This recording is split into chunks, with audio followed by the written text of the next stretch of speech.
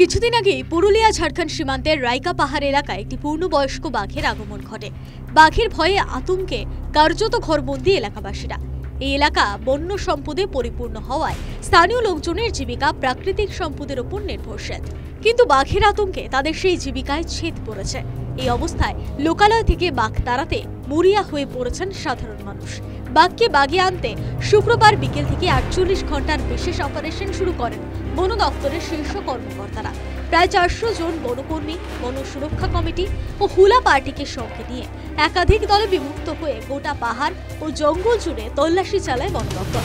উচ্চস্বরে চিৎকার করে, তীব্র আওয়াজের শব্দবাজি ফাটিয়ে বাঘের খোঁজ চালায় বনকর্মীরা।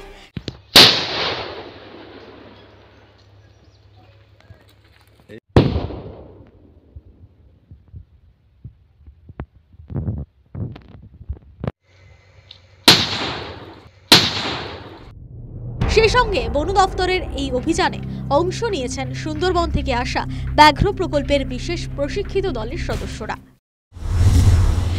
কোনখানে আছে তাড়াবেন বাঘটাকে? তাড়াবো, কিন্তু এই যে জঙ্গলে যে হিংস্র বাঘ, তো আপনাদের একটা ভয় থাকবে না? ভয় আমরা ভয় করে আর কোথায় থাকবো? ওটা কোথায়? আচ্ছা, আমরাকে তো থাকতে হবে বাড়িতে, গ্রামে। মানে আত্মরক্ষার জন্য আপনারা কি কি নিয়ে যাচ্ছেন? এই টাঙ্গি, কারবাস কিংবা এই দু একটা হুলা।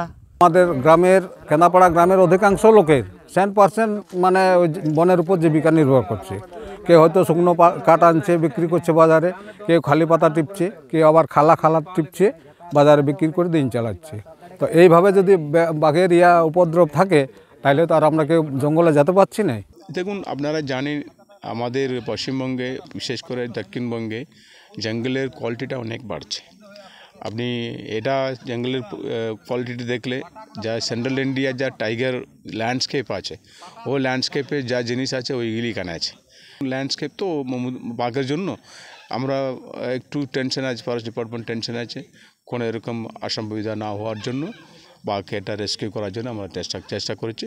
আর লাভ আছে মোটামুটি দুটা জেলা মিলিয়ে 180-200 লোক স্টাফ আছে, আর একটু যা বন সুরক্ষা কমিটি এরাও 100-150 লোক আছে, এই দুটির মধ্যে সবাই আছে। বন দপ্তরের এই বিশেষ অপারেশন শুরু হলেও বাঘের সন্ধান পায়নি বনকর্মীরা। বন দপ্তরের এই উদ্যোগে তীব্র প্রতিবাদ জানিয়েছেন পশুপ্রেমীরা।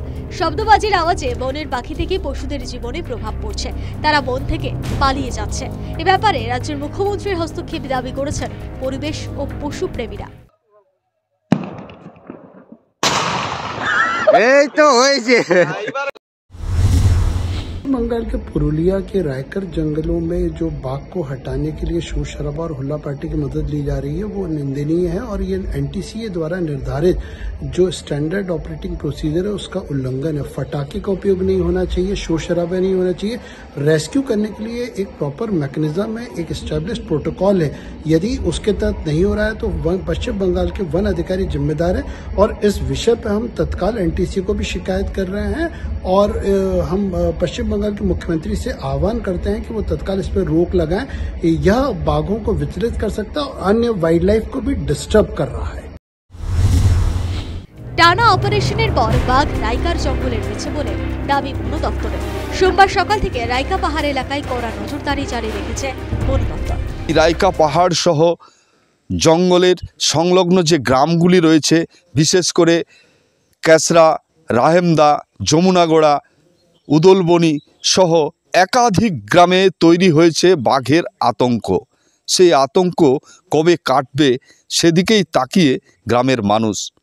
রাইকা থেকে ক্যামেরায় তপন মাহাতোর সঙ্গে সোমনাথ কুম্ভকার, নিউজ টাইম।